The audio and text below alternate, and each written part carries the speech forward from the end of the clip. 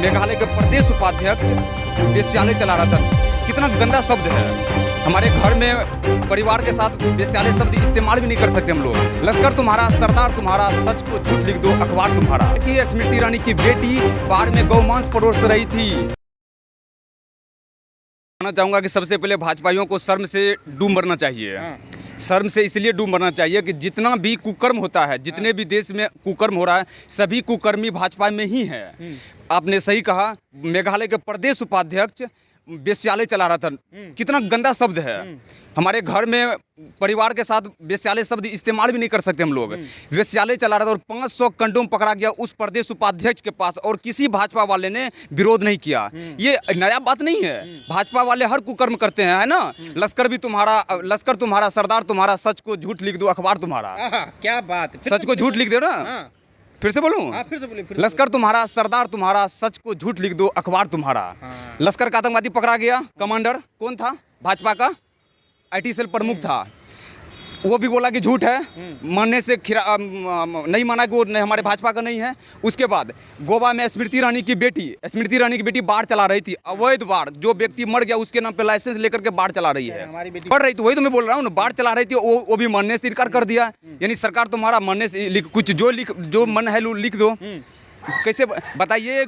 कहाँ पे लिखा हुआ है कि आप हिंदू होकर के गौ मांस बेचिएगा? कहाँ पे लिखा हुआ? कहीं लिखा हुआ नहीं है। और गौ मांस बेच रही थी कि सुअर का मांस बेच रही थी वो उसकी बेटी, और बोल रहा है कि नहीं कर रही थी। संसद भवन में अपनी मुद्दा को, उसकी बेटी पे कोई सवाल ना करे। संसद भवन में 2 दिन पहले सास बहू की नाटक कर रही थी। ऐसे करके संसद भवन ऐसे करके उछल रही थी। ये संसद भवन उछल रही थी। स्मृति ईरानी, वही स्मृति ईरानी जो कभी सिलेंडर लेकर रोड पर बैठ जाया करती थी। आज फटती क्यों नहीं है? आज फटे ना, आज महंगाई पे फटे ना। गैस सिलेंडर का दाम 1100 पार हो गया, उस पर बोले ना। पेट्रोल का दाम आसमान पहुंच गया, उस पर कुछ बोले ना। उस पर बोलेगी नहीं, बस सोनिया गांधी को लपेटा। सोनिया गांधी को जो बोलना है बोलो, अधीर रंजन चौधरी को जो बोलना है बोलो, लेकिन अपनी बेटी पर तो बोलो। अपनी बेटी जो बाढ़ चला रही थी उस पर कुछ बोलो ना। मुंह क्यों ना खोलती? मुंह में दही जम गया स्मृति ईरानी को। बेटी बच्ची है। अरे बच्ची 18 साल बच्ची है। बताओ, शादी कर दो, बच्चा हो जाएगा। करे बच्ची है, क्या बात कर रहे हो आप? बच्ची है तो लाइसेंस कैसे मिल गया? कैसे बाढ़ चला रही थी? बताओ ना। इसका पूरा कैरेक्टर ही खराब है। स्मृति ईरानी अपनी सहेली के पति को लेकर के भाग करके शादी की थी, बेटी बाढ़ चला रही। इसका पूरा कैरेक्टर ही ढीला है। क्या की स्मृति ईरानी ने? सही बोल रहा हूँ। स्मृति ईरानी की जो बेटी है, स्मृति ईरानी की जो पति है, कौन है? इसकी सहेली के पति को अफेयर के साथ किसी और का घर उजाड़ करके अपना घर बसाई है। हमसे पूछिए ना, पहले मल्होत्रा थी, फिर स्मृति ईरानी कैसे बन गई है?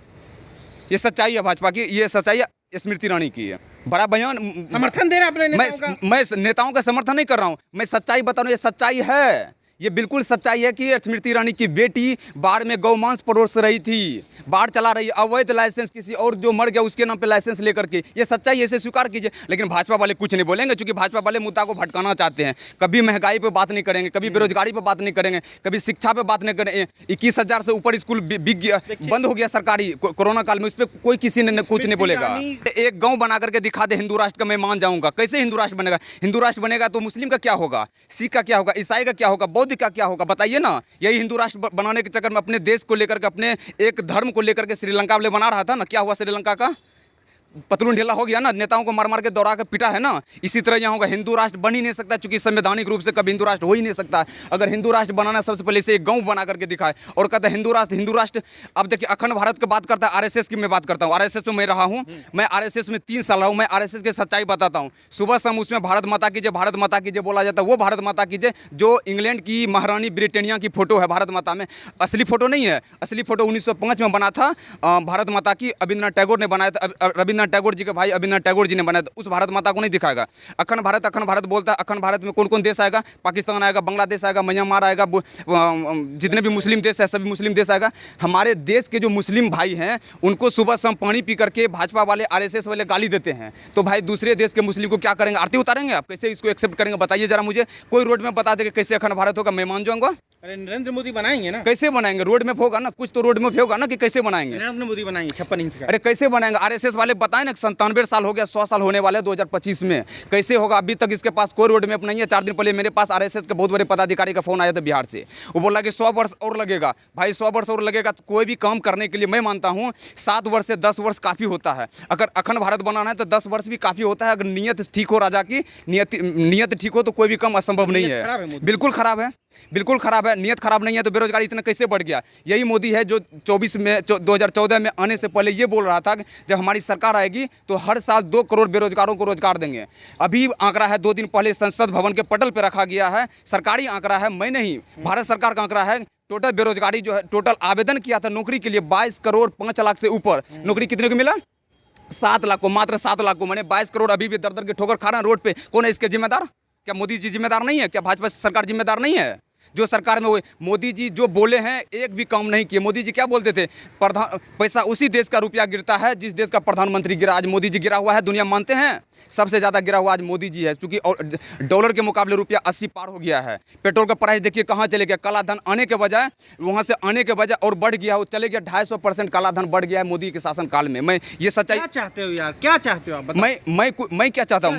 मैं ये चाहता हूँ मोदी जी एक ऐसा देश बनाइए जहाँ हिंदू मुस्लिम सिख ईसाई सभी मिल के रहे, बांट के खाए और अच्छी तरह से रहे। क्यों नफरत फैलाते हो? क्यों हिंदू मुस्लिम के नाम पे जहर उगलते हो? क्यों आपस में जहर उगल रहे हैं? हर तरफ जहर, मोदी जहर उगल रहे हैं, हर तरफ जहर उगल रहे हैं, हर तरफ। अरे नरेंद्र मोदी क्या, नरेंद्र मोदी के पूरे मंत्रिमंडल ही जहर उगल रहे हैं। मुझे बताइए ना, जब लश्कर का आतंकवादी पकड़ा गया तो कोई क्यों नहीं बोला अगर कि बेटी बचाओ बेटी पढ़ाओ? पटाओ, ये मोदी जी का है, पटाओ, मोदी जी का है। पटाओ। मोदी जी ने बोला था कि बेटी बचाओ बेटी पटाओ। मोदी जी को क्यों ने माफी मांगा देश की जनता से कि मेरे मुंह जी फिसल गया था, इधर से उधर हो गया था। आसाराम को मैंने नहीं ज़्यादा कॉपी किया था, क्यों नहीं बोलते हैं कि जो ये बीच में आसाराम कहाँ से आ गया? उसी का तो चला है। कौन? मोदी जी। आसाराम का अरे चला? देखिए ना 2014 से पहले जाके देखिए ना कैसे दंडवत प्रणाम कर रहा है आसाराम को, जाके करे ना। आसाराम तो जेल में है। आसाराम जेल में, लेकिन चला तो उसी का है। ये जाके देखिए ना, दाढ़ी से लेके फेस से लेके सब कुछ उसी का है। आप लोग कुछ भी, अरे मैं कुछ भी नहीं, मैं रिस्पेक्ट करता हूँ हमारे देश के प्रधानमंत्री, इसलिए तो मैं प्रधानमंत्री से सवाल पूछ रहा हूँ। इसलिए तो मैं घर प्रधानमंत्री आवास के सामने जाकर के प्रधानमंत्री का मैंने पुतला भी दहन किया था 13 नवंबर को कि मोदी जी जवाब दीजिए, क्यों नहीं घर से निकलते, क्यों नहीं जवाब करते। मोदी जी इतना डर गए हमसे, हमारे वीडियो से, हमारे इंटरव्यू से इतना डर गए कि वीडियो डालने के साथ ही बंद करवा देते हैं। जंतर मंतर पर हमको वीडियो इंटरव्यू देने नहीं देते हैं कि भाई इंटरव्यू मत दो, ये वायरल हो जाता है। मोदी जी इतना डरते क्यों हो आप? मोदी जी बंद करवा दिए इंटरव्यू। बिल्कुल, मेरा इंटरव्यू का वीडियो चलने नहीं दे रहा मोदी जी, डर से इतना डर गया है। मोदी जी क्यों डरते हो? आप तो 56 इंच वाले हो ना, कि चाइना को लाल अंक दिखाएंगे। 56 इंच कहाँ है? 56 इंच 5.6 इंच का आपका बन गया है। अब 5.6 इंच क्या होता है मुझे नहीं पता। आप मोदी जी प्रधानमंत्री, आप बता दो क्या होता है? कहाँ है 56 इंच? चीन देखिए, चीन पिछले कुछ सालों में हमारे देश में घुस गया है, वहाँ गांव बसा लिया है। इस पे मोदी जी कुछ नहीं बोलते हैं। नेपाल की जो रिश्ता है हमारे भारत के साथ बेटी और रोटी का है, आज वो नेपाल हमारे देश में कब्जा कर, इस पे मोदी जी कुछ नहीं बोलते। एक बार तो लाल अंक दिखा दो मोदी जी। चीन के तुम्हारा इंतजार कर रहा है पड़ोसी चीन, क्यों नहीं दिखाते हैं? हमारे देश में घुस रहा है और बैठ करके माला जप रहे हो, मशरूम खा रहे हो, बिरयानी खा रहे हो, ये नहीं चलेगा मोदी जी। खाना ना खाए प्रधानमंत्री। अरे मोदी बैन करोगे आप? मैं बैन नहीं कर, मैं कर रहा हूँ कि मोदी जी खाओ, लेकिन जनता को भी खाने दो। जनता की आज क्या है, जनता इतना महंगाई से त्रस्त है, जनता इतना महंगाई से परास्त हो चुकी है। अब बताओ ना, आज तक भारतीय इतिहास में कभी रोटी दाल चावल पनीर दूध घी पे जीएसटी नहीं लगा था।